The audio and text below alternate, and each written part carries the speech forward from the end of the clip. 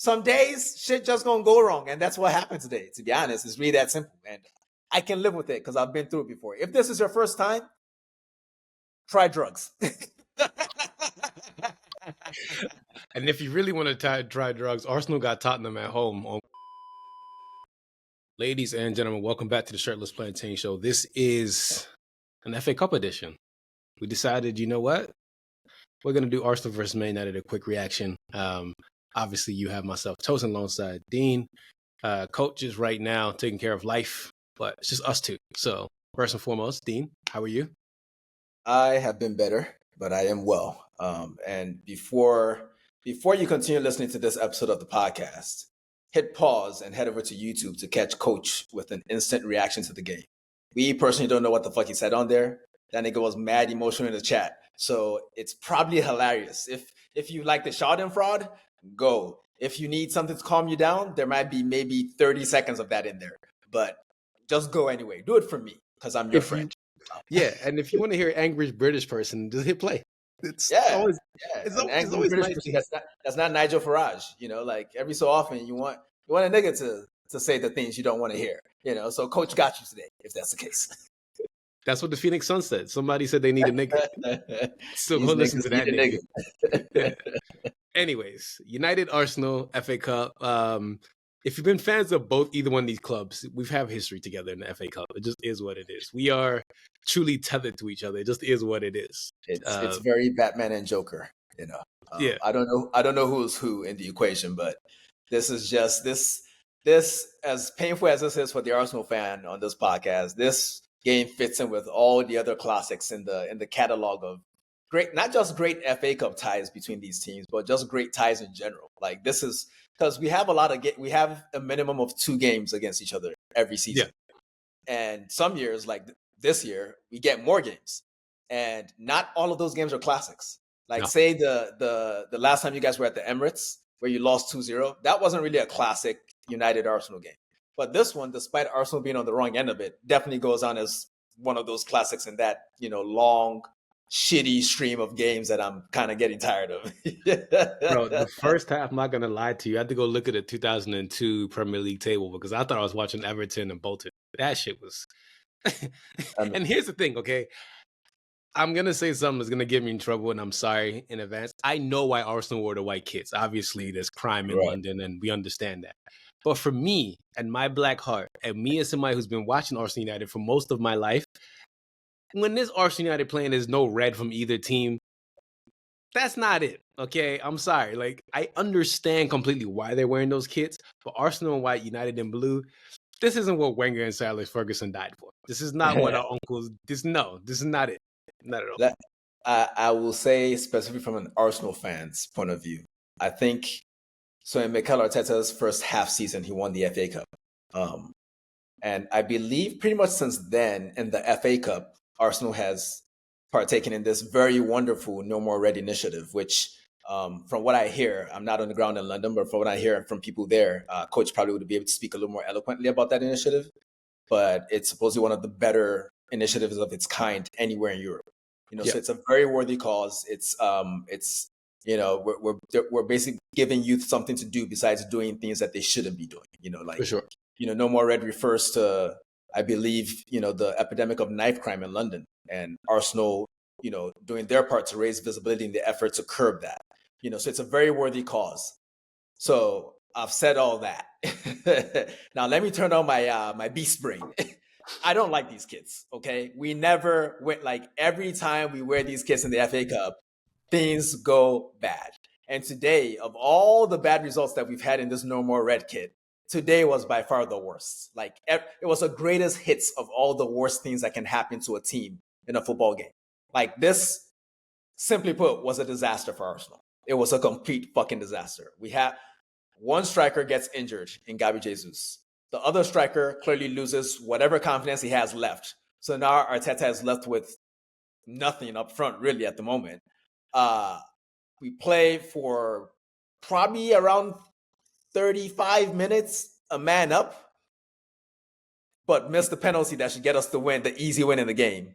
The captain misses the penalty. He hasn't been in great form. He actually picks it up in this game. Then he misses a penalty. So now we're back at square one with that nigga.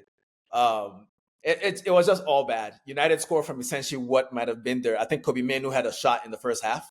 Yeah. That was never really going in. It was a good shot, but any goalkeeper is saving that unless he makes a bad error. There was that, and there was the goal, and that's all I remember. Okay, now there was a Xerxes attempt later in the game as well. After number 5 gave the ball away, then deflected it to almost put it in the net. Raya made a good save there.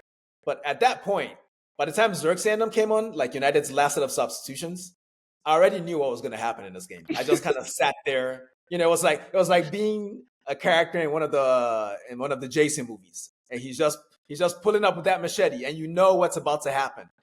This is sports. Sometimes this shit happens because by every conceivable measure, Arsenal should have won this game going away, and it just didn't happen. This one is still not as painful as United beating us at the Emirates with like 2 goals on 1 shot on target. The De Gea game? I am laughing to not cry because this was pretty bad. I've just seen it so often that a fan of a certain vintage, this can't really hurt me anymore. I'm already dead. You know, United has killed me many times in the past. Was that the De Gea game? The one that the one, I think that was the De Gea game. We had like a whole bunch of saves and we scored. No, that was a league game. The De Gea game. No, I don't think, was that the De Gea game? Or was that a different game? I feel like the De Gea game was its own thing. Bro, whatever that was, we've come to Emirates and done some bullshit. I'll tell you that much. We've gotten away with a lot of murder coming to Highbury and Arsenal and Emirates. The pair of them. Like for real. I mean, again, it's the Batman Joker thing. I think, you know, this is the price we pay for having won the league at Old Trafford. It happens. Yeah. You know, I can live with it. I can live with it, you know, because nothing is really topping what we did, but it doesn't make this hurt any less. Yeah. I will say though, this is really, you know, I'm very happy that Altay Bayindir got a nice game and that he's going to be remembered in Man United history, essentially eternally based on this performance and result. But it's also proof positive to me that his career is really going nowhere.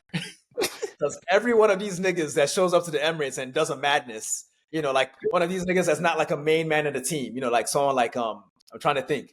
Like, I feel like we've had a Lingard moment, for instance, when he merely rocked at the Emirates. Now that nigga's in Korea doing bullshit. You know, like, there are other examples I can't think of at the moment, but typically when someone pulls up to the Emirates and does something like this, it's like, that was your moment. And this is as good as it's going to get for you, buddy. You know, enjoy life. You peaked. But you know, this is a very joyous moment for you, obviously. Like, this is, you essentially stole this win. And I don't know how confident you were going into it, because I feel like Arsenal realistically were kind of there for the taking based on recent weeks and just the narrative surrounding the club. So how do you feel how did you feel before the game? How do you feel now? So before the game, I didn't care. Again, like, I'm gonna say this 100%. Like, I was late to watch the game. I want to go grab coffee. You know, I went to go grab coffee and pastries. That's what I did early in the morning. I was already on the high from the Baltimore Ravens. I was like, nothing is going to bring me down. I do not give a damn. Like, whatever happens, happens. So I sat down on the couch eventually. Like, okay, now I care. It's like Arsenal United. I have to care. It is what it is. It's part and parcel. So as I was watching the first half, I was just like, you know what? I realized this. Ruben Amorim is the one. I was like, I watched this game. I was like, I don't care if you win, lose, draw, whatever happens. I love this coach. This is the one right here. And as the game progressed, I started feeling more confident because I was looking, I was like, yeah, Arsenal they cannot score on us. I was like, we're food right now. You should be eating your food and you guys are fucking up. But then I felt once we scored, I was like, okay, these boys are actually responding. The thing I loved the most about United through this game is that everybody fought. Like, some of them fought too hard, which is why Dalot got a red card, because he's dumb. You don't go slide and tackle on the yellow card. Like, you already saw how the ref. And we're gonna get to the referee, by the way, because he was terrible for both sides. Let's do it now. The referee was shit for everybody. Okay, that's the one thing I can say. I guess what I would like to know is what was so offensive about his performance to you, bro? Because saying he's shit for everybody gives people listening the impression that he was somehow like, I don't want to say this is not a referee-based result at all. Like, the referee had very little impact on the result of this game, but he wasn't good. But I don't think it was a case where he wasn't good for both sides. He wasn't good for Arsenal. Okay, he may have made a call or two against you guys that you don't like the penalty. That was soft. Yeah, that was soft. Havertz buys that, you know, and that was probably why the bad juju came into the game right there. Between those white jerseys and Havertz doing that shit, fair enough. I'll give you that. But beyond that, I don't think he can have a lot of complaints. I just feel like he lost control of the game. Like, I think that the players knew not to respect him in a sense. Like, that's why the players like, and obviously it's Arsenal United. We're gonna throw which players though? Just all of them. I generally feel like Looking at Bruno. It's obviously Bruno. It's Bruno. Yeah. Like, and hey, it's your right, especially if you're in a game. It's kind of like when earlier this season when Arsenal went a man down away at City and they just played in a deep block, like when you're a man down against a team that is clearly better than you, that has been better than you in the game on the day, you do have a right to try to time waste and do all this shit. And honestly, for me, even though you got a red card, which, always feels like sufficient punishment, he didn't do enough in that regard. Like, there was the aggression in the first half as well. You guys broke up the game so well. But if a ref is managing it improperly, he gives someone a yellow card early for some shit like that. Like, there were a lot of bad tackles in that first half. Like, you guys did exactly what you're supposed to do. But I think the ref was bad for Arsenal, not for both teams. Like, let's be very clear about that. Like the penalty, that was soft, but we've seen them given, as they say. Like the one that Rooney used to break the streak back in the day was way softer than that piece of shit penalty. So yeah. But that, if you want me to be shameless, it was a great call. If you want to be fair, that was egregious. That Rooney penalty was some bullshit. The Rooney penalty. Of course it was some bullshit, man. Like, come on, man. Like, this doesn't need to be relitigated. We all know where we stand on it. Okay, you guys used to troll us. We all know it was some bullshit. Old Red Nose ran the PGMO back in the day. It's cool, whatever. History. But today, I don't think it was out of malice or anything like that. It's just one of those things where refs. Certain narratives form as a game is proceeding, and refs just kind of fall into it sometimes. And I think that's where, and this is a very mild criticism because at the end of the day, fans have the right to do what they want. That's why I feel as if the Arsenal fan base isn't, like at the Emirates, they're not like proactive enough in supporting the team sometimes. Like they're too reactive to what's going on. Like they should be putting pressure on the ref to make certain decisions instead of reacting to the ref making certain decisions. Sure. But that's neither here nor there. But rejoice in your victory some more. Don't let me kill all your joy, please. I mean, the biggest thing for me watching this game is the fact that, like, Ruben Amorim, to me, he's finally the coach that United have been looking for since Sir Alex Ferguson left. And I know that's super high praise to say, but he stuck to his guns since he got here. I know we said this, like, maybe you should tweak this and tweak that. He's tweaked the formation a little bit. He has, but he's still sticking to his 3-back system. And that's the thing I love the most is, like, he knows what he wants from his team. Right? When we saw Erik ten Hag, he's chopped and changed so many different times, and the players did not respect him. When I saw today, right, for example, even after the game, he said that, we know what happened with Xerxes when he got booed, but that's life. Things will happen. And Xerxes now has the confidence of the world taking that penalty. So it's like, he's telling these players, like, listen, this is how I want to play, right? Either you buy in or you get the fuck out. And he's now using players that at the right time, like Toby Collier today, hands up to him. I'm not the biggest fan of Toby Collier, but he came in and he did well. So it's just like, can you tell the people what I said about Toby Collier a couple of weeks ago when you played against United should be using him. Okay, I'm just saying. Yeah. Sometimes it's not about how good a player is. It's just the fact that they're a youth player. They know what it means to be a It's corny shit, but it works. It works for a reason. There's a reason why we have these stupid ass narratives in our heads as sports fans. It works. Yeah. Why play a motherfucker that was literally dead 4 years ago and Casemiro as your midfielder against Newcastle when you have a young fella that can just run around and kick? Yeah. I mean, and overall, like some of these players, like the back three, like De Ligt, Martinez, and Maguire were great. I know United fans, and I said this in another group chat. Someone's like, I don't like Maguire. I said, I know why you don't like Maguire, because he's a big head and he's ugly. I said, but if you take that away, Harry Maguire has been great. I'm sorry. Like, even someone like me. If you take that away, he's no longer Harry Maguire. But still, I'm saying, like, pretty privilege works. That's just the way. That's the world we live in. That's why we still talk about what's the name, the actress that died in the 60s. That Marilyn. That's why we still talk about Marilyn Monroe. Pretty privilege lives. That lady's been gone forever, and we still making. I know. Speak for yourself. I'm not a bird ass nigga like you. I don't talk about no fucking Marilyn Monroe. I'm saying our society does, because that's pretty privileged. It just is what it is. I'm just saying. Fucking United fans, man, always star fucking. Even like you had to dig up an old white woman just to. You haven't had a bad signing in 2 weeks. It's like, oh, the window's open. We haven't done anything stupid yet. Let me dig up Marilyn Monroe. Man. Hey, listen, we haven't done anything stupid. I'm very proud of us. Usually we go get some dumb player in this window. So you deserve. Like, here's my question to you, actually, or one of my many questions. At what point did you know you were going to win the game? When we saved the penalty. Yeah. That was fair.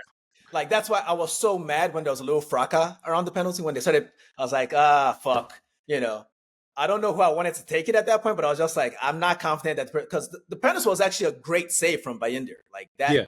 probably the moment of the game, I suppose. And from that moment on, I just felt like if Arsenal didn't score immediately, actually, you know what? Let me be honest. I was actually more hopeful about it. I wasn't out until De Ligt cleared off the line when Trossard should have got there ahead of him. That's when I was like, okay, it's not happening today, unfortunately. But yeah, it just had that feeling, man. I've watched this game 1,000 times, so I think that's why it's like I'm seeing myself on the feed right now, and I'm smiling a lot, and I don't feel very smiley inside. I'm fuming. Like I'm like, who can we fire? Like I don't know, man. But for me, that's why, like, if you notice, I didn't message you on the chat. I was like, I'm leaving it alone because somebody gonna call me a name, and I'm not trying to get called a slur today. Yeah, you're gonna start crying and shit. Like, it's I thought the conversation in the chat was very civil. It was very civil. Like we weren't really talking shit. We were just talking about the game. But ultimately, there's no. I want to find a way to. I mean, I'm gonna go touch grass after we're done recording this. No Maybe problem. smoke grass too. I don't know about that. I don't do such things. I'm a child of God. I don't drink that funny water neither. Anyway, listen to the Surgeon General, people. Keep your health. Keep your health at the forefront. By the way, I want to compliment you. By the way, why is that? You've been a big fan of Joshua Zirkzee for a very long time at his Bologna days, and today. In fact, I'm gonna go back. The last game we played, right? I saw a lot in Zirkzee. Like the game that who did we play last? I'm trying to remember. Like we beat. I'm trying to remember. Why can't I not remember who Man United played last? Like my brain is not working today. What is happening? I'm gonna look back because, with Liverpool, yes, even though he missed the chance, I saw things in his hold-up play that I was like, okay, there's a play in here for sure. Today, he didn't even miss the chance. He set Maguire up, and Maguire missed the chance. Yeah. I mean, he should have shot it. Everyone wanted him. I felt like he got killed too much for that. Like, it was just dumb. He did what you'd expect Joshua Zirkzee to do. Yeah. Even at Bologna, I would have expected that from him. Bologna. I'm just saying, but that's my boy. Yeah, but today, again, to your point, like I'm saying, I saw enough in him today that I was like, this is why Dean loves this kid. And there's a player in there. There's a player. Came on and he was physical with Saliba in ways that most players don't get away with. I think maybe it was a little bit of fatigue on Saliba's part because he played for a while and he got hurt too. Saliba did. Yeah, remember he saw his lip. He got elbowed in the mouth as well, which I'm not even gonna get into that. That's one of the many calls that I thought United got away with. Because I don't think it was malicious by Højlund, but it was a foul. Like Saliba is a fucking 6'4" giant Frenchman who is arguably the best center back in the world. You think he's just going to go down like that if he didn't get hit in the mouth? Then he was bleeding all over the place, and people acted as if he took a dive or some shit. Anyway, that's neither here nor there. It was just one of the many things I thought you guys got away with on the physicality front, which, to be fair, since Arsenal is arguably the most physical team in the league alongside Brentford, you kind of need to bring that energy as well to match up. But I do think you guys crossed the line a lot today. But that's the ref's thing. Not if the ref doesn't think you crossed the line, then I guess you didn't. But I felt like he let you guys get away with a lot. Even by the way, I want to add something about Saliba. France are cheating.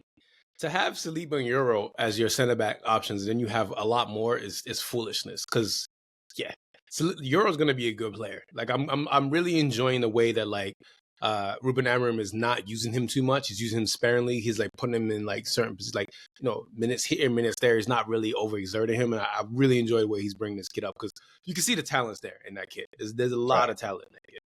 Yeah, it wasn't in this game, but he made a tackle against Liverpool on Darwin Nunez. Like I'm still thinking about it a week later. It was such a good tackle. But back to this game, I mean, there's just. Like, there's a reason why generally the podcasts that we record have a little bit more structure than this one does. We're just kind of jumping from topic to topic because it's United Arsenal, okay? There's no need to use common sense here, okay? This is just all feeling, like this, again, to reiterate, it was the worst possible outcome for Arsenal. Like, the injury to Gabriel Jesus was the first, like, this is not going to be a good day, To be fair, again, that's another point where Madley fucked up because that was a free kick to United that he should have called. He didn't call it for whatever reason. I don't know why. Then Bruno got yellow carded, probably correctly, because you can't be throwing shoes at motherfuckers and shit. Like, this is not Iraq.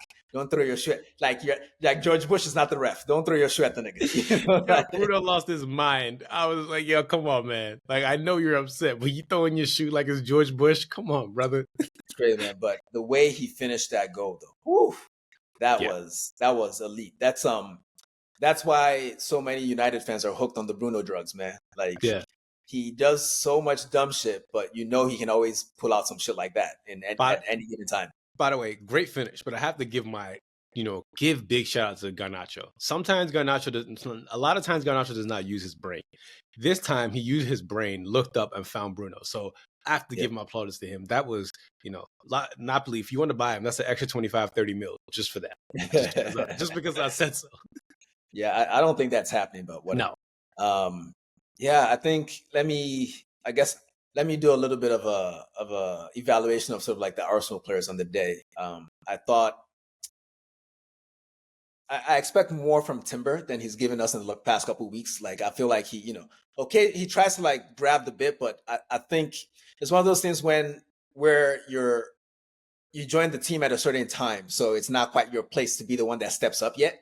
Mm-hmm. I feel like that's what's going on with Timber, because I feel like he's playing within himself.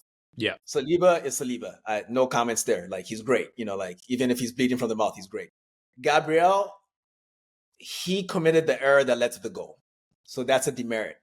But he also equalized. So that's a positive. However, I felt overall today, his passing was poor. He almost single-handedly short-circuited our left side, because he refused to give the ball to the players ahead of him so often, and he would go back to Saliba. It was like watching when he first joined the club, when his passing was still developing. I did not enjoy his performance. Miles Lewis-Skelly, I'm just happy to see him. I'm not even going to evaluate his performance. I'm happy to see him. I thought he was good. Like, I can't think of a bad moment he had in the game. I'm sure he could have done more, but he's also a teenager. It's not his responsibility yet. Jorginho was mostly good. Yeah, he was actually pretty good until he did his groin and had to leave the field. Another injury for Arsenal, by the way. Terrible. Odegaard, a lot of good moments. But at the end of the day, you have to look to him missing the penalty and essentially eliminating the club, So there's that. You just can't look past it. It's a free shot against the goalkeeper. He did strike it well, but Bayindir pulled a save out of his ass. Credit to him. But it's still a penalty. I expect you to score. It's the first miss of his career, by the way. This was not the day to miss it, So, yeah. And he's sort of been struggling with his form since he had the baby and shit and came back from the injury. It's just been a crazy season for him. So we're just gonna take the L on it and hope things can get better. Who else played? Merino, completely anonymous today, unfortunately. Like, I was disappointed in his performance, but not to let him off the hook. But I did mention a moment ago that Gabriel was not really doing, like, if he's the first one getting the ball on that side and he's not moving the ball forward and playing these guys in the pockets, I don't really know what you expect, like, unless he's going to drop back and stand on his toes, then you'd complain about that too. So there's that. Martinelli, I'm not ready to do that today. Havertz, this was a prime bottom of the barrel Giroud against Monaco style performance. The kind of thing that, like, Chelsea fans are probably really happy today having seen that performance. Oh, 100%. They've been out. By the way, can I add something on Havertz, by the way? Please. This is a personal thing. All of you guys that was DMing his wife talking about she should get a miscarriage and all these things like that, you guys are terrible people. You guys are actually like just horrible human beings. Don't even publicize that shit, man. I don't want to, but I just have to say that because I just feel like football fans sometimes, man, you guys feel so entitled to these players. Like, yes, it's rough. Like, I understand, like, you want these players to do well, but it's a hard job. And there's a reason why they're doing it and you're not, and you're sitting watching them, okay? There's a reason why. It's tough. Like, I understand we get passionate, but when you're DMing people's wives and people's families, bro, you've gone too far. You really need to self-evaluate, and that's my spiel on that. I'm sorry, I didn't want to bring it up. I wanted to leave it alone, but me personally, like, as someone who's had family, who's played professional and understanding, like, what it's like to miss your family, things like that, and you're doing shit like that is disgusting. Like, don't do shit like that. That's nasty. Yeah, I mean, like, it doesn't. The context is irrelevant. Like, if you're not gonna say it to someone's face, then why you say it on the internet? Like, be a fucking adult, grow up. Like, even honestly, we attribute this to adults, because society has gone down the fucking drain lately. Well, it feels like maybe we're just getting old, but it feels like it just gets worse every year. But It doesn't really matter what the context is. That's just a terrible thing to say to somebody. Like, you should not be saying things like that. Like, I don't care what your feelings are. Like, the man didn't go out there today with the intention of upsetting you. Okay. trust me, he's more pissed off about it than you are. He had a very bad day. He missed a penalty in the shootout. He missed multiple sitters. He took a dive for a penalty. He had a bad day, and he's probably not happy about it. You're not going to help with that. And it's not going to help you to abuse him either. You're not going to feel better for having done it. I promise you that. You just be a lesser person than you were before you did it. Yeah. But yeah, fuck them niggas. Anyway, back to this game. On the right side, Gabriel Jesus, he got injured. So again, disaster. So it was just a bad day overall. I could find reasons to criticize the manager, but what am I supposed to? I mean, look at the chances Arsenal missed, man. Like, what am I? The man coached a 5-0. Yeah. Some days it's not your day.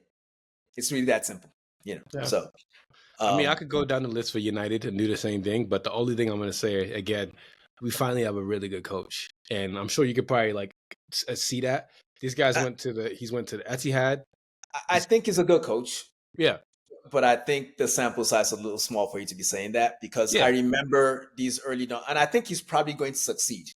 I think he's the right guy, but I think it's too soon for you to say that because you've lived through a lot, and I think you're high on life. I get it, I understand it, but I think you're going a little too soon. Because I remember when Arsenal, when we had the cool black away jerseys, not the fucking Lynx Africa kit, the gold and black ones from a couple years ago. And we went to your stadium and you beat us 3-1 when the Martinelli goal got disallowed because Odegaard tickled Eriksen. And you won that game. I think it was 3-1. I think Rashford got a brace at the end of that game. And back then, Erik ten Hag was a really good coach, and he was the one. And you said all these same things. So give it some time, Tosin. There's a difference. There's a difference, though. Oh, he got here, and the other nigga don't. That's got not here. it. That's not it. Ruben Amorim didn't buy Anthony, so. Well, that's important. That's important. But Anthony also scored that day, so there's that. Exactly. And, and niggas was saying a lot that day. I remember, like Pepperidge Farms remembers too. But yes, absolutely, he's looking like the right guy because as you were saying before, I so rudely interrupted you. He's gone to Anfield. He's come to the Emirates. Where else has he gone and done some good stuff? He hadn't won.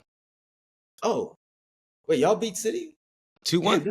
So many games, man. It's hard to keep track. So many when games. Ahmad scored. Yeah. He shook Pep's hand, and there was that moment that was hilarious. But let me be complimentary to United. I want to say I really enjoyed the transition play on the goal. Like you have to take you don't play with your food. Like when you get a chance, and that's exactly what the game plan was. I think Amorim would have accepted that they were going to an elite team that were going to have most of the ball on their own patch of grass. So you had to make use of your chances. And the way you played on the transition is something that I personally would like to see more from my team. That's something that I feel like Arsenal have not been capable of throughout the season. So definitely compliment. That's something you guys have just always had in the bag, period. Like as long as you have players like Bruno and Garnacho, you'll be able to do that. And you were saying about Garnacho earlier, he really, he picked his head up and he picked the right option because I forget who made the run through. He could have made the dumb pass and tried to play. Who was that? Rasmus. Yeah, he could have made that dumb pass, but he didn't. He passed it to the open man, and it worked out. What else did I like? I love the commitment from your center backs, of course. One might argue that given the amount of XG that Arsenal compiled today, they didn't necessarily play well, but there was commitment there. You could tell that they were, to use the cliche, they were out there dying for the badge, And credit to Bayindir because as far as a time-wasting performance goes, this was top work. Like this was Chris Kirkland for Wigan back in the Barclays days, man. He was killing it on the, and Andy Madley, the referee, let him have he let Alter Bayindir referee the game, basically, the amount of time that nigga wasted today, He was so good. That's a skill. That's a skill, so credits are to United for that. He was so good. I thought the Young Turks were coming back. So I suppose this is like a nice stepping stone for United, right? Because ultimately it's still going to be a bit of a struggle this season. But who United play next, which is good building blocks? Southampton. Okay. So you can definitely. The hope is that you parlay this performance into a good performance in the league against Southampton. But there's the inverse. I think you probably will beat them. Yeah. But if you don't, then boy, now we're back at square one, aren't we? That's a square one type result if you don't beat them in it, even if it's a draw. Yeah, no, that's the sort of game that you need to go get your confidence up and actually beat this team. So, but no, I mean, this is good for United. Like They generally needed that. But the one thing I'll say, United they need a striker. They need to fix left wing back. In January, if I can only have two positions, is strike and left wing back. We can focus on the rest in the summer, but we definitely need a left wing back really bad in the striker. I think that the talent is there for Rasmus. Yeah, man, he's just going around just twerking on players, man. I'm not a big fan. Yeah, well, I don't know. It's tough to judge him in a game like this because I mean he's playing against. I know it hasn't been the greatest season for Arsenal based on this result and some other things this season, but he's still playing against arguably the two best center backs in the league. So I'm not going to judge Rasmus for not looking good against Saliba and Gabriel. But Xerxes did look better, but he's just a different kind of player, So there's that. I don't know that he's United level though. That I can admit. I think we've probably seen enough to be like, okay, maybe it's not going to work out. But I think with a better functioning team and more service, Rasmus could be a really good player someday. I think he has all the tools. I just don't know that United has the time to develop. On our end, I think the only good thing, and I say good thing in quotes, that I can take away from this as an Arsenal fan is that maybe, just maybe, this game, KSE, Josh Kroenke, Stan Kroenke, maybe they were watching this and it will encourage them to back the manager in this window. Because if Arsenal hopes to salvage anything from this season, because we're already playing without our best player. Like, I think the impact, that being Bukayo Saka, the impact of losing your best player for as long as we're going to lose him has been completely understated. There have been so many games that we've been forced to just keep talking about the games that are being played. But if we get anything out of this season, we're going to be lucky because you can't. I mean, how many teams win shit without their best player? I don't remember a lot of them. I mean, Rodri got injured, and look at City for the past couple months, and now Pep has gotten them to write checks, and now they're bringing in this kid and that kid and Marmouche and this nigga and that. Like, because Pep is not a real coach. Not to shoot any straight shots at nobody. This is an Arsenal United pod, but I'm sorry. I thought you were a good coach. I thought you could have fixed this by coaching these niggas, but apparently not. You just went to the market. Okay, we see how it is. We will never forget this. Hey, listen. He does have academy talents, but he's not using them. We see it. Like James McAtee is there. Didn't he score a hat-trick in that game against Salford? Yeah, he did, but it's Salford City. They let Jack Grealish score, so who cares? Jack Grealish cares. That's his one goal for the year. We'll see him next year. Yeah, but for Arsenal, I'm hoping, like between the guys, so it's Saka out now. Gabriel Jesus out. Did you mention Saliba? Saliba got elbowed. Yeah, that was the elbow. That's different. So he'll be fine, knock on wood. But I think Jorginho injured, but let's just focus on the front line. Between the form, like Havertz is clearly, he's lost his confidence at this point. He's going to have to build that back up. Trossard is not offering us shit. He should have scored there. I don't care how good the Ligt tackle was. He should have scored there. So he's not offering shit. Sakai is injured for the next 2 months at least. Odegaard is missing penalties.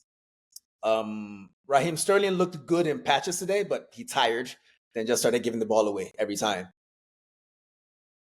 They need to do something. Like, I think it would be more practice if Arsenal don't. I don't know what the plans are for the summer. If that shit got to change, it got to change. If you got to pay more money to get what you want in the summer, if you got to take some PSR hits, because to me, if they don't do something, then they're essentially forfeiting this season. Yeah. By the way, the worst thing for me when I look at Arsenal right now is just like, where is the goals going to come from? Like, this isn't the Arsenal that that we grew up on watching. There's no goals in this team, and that's rough. That is so rough. It's tough because this, again, is a team that last season and last year, for both the season and for the year, set the scoring record for the club.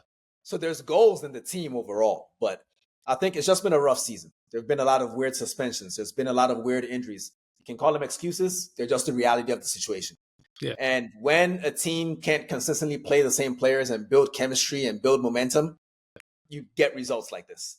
But mainly for me, like, forget the logic. Back to the fucking beast brain. This was just bad juju. Like, this was a bad juju game. Like, some days shit just gonna go wrong, and that's what happened today. To be honest, it's really that simple, and I can live with it because I've been through it before. If this is your first time, try drugs. And if you really want to try drugs, Arsenal got Tottenham at home on Wednesday. So, oh man, I'm definitely looking forward to that. Yay! Like this was supposed to be a short thing. But, you know, one, it's a derby, and two, the form of the teams. You know, like Tottenham might not be in the greatest form, but they're definitely in a better mood than we are right now, I would say. Mm-hmm. You know, and that can't hurt. And they have nothing to lose, because if Arsenal beats them, Arsenal is supposed to beat them. Arsenal are they're in the title race. If Tottenham win, they have nothing to lose. If they lose, they were supposed to lose. You know, so I'm nervous, man. I'm nervous. You know, But at least in that game, we won't be wearing Tottenham jerseys. You know, back to the basics. You know, Yep. What do we say? And whenever you're struggling, go back to the basics. Get clean sheets and wear your red kits. That's all you can do. You know, Yep. Go back to the basics. Anything else you want to add before we get out of here? Despite all the, we've been very civilized on this podcast.